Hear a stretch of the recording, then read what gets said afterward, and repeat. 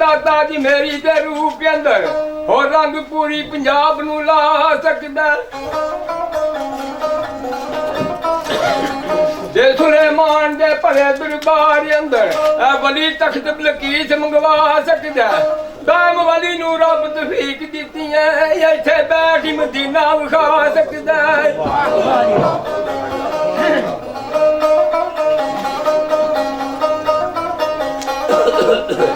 ते फे फकर नू करना सलाम चंगा आख्या भावे किसे फकीर दा फे फकर नू करना सलाम चंगा भावे किसे फकीर दा बाल होवे ए ना समझिए जे कख नहीं जे मते हाल ए जे हाल तू भी बेहाल होवे हम निशान ना गोदड़ी खोल देखी मते गोदड़ी विच भी लाल होवे फकर 14 पीढ़ियां तक पहुंच जांदा है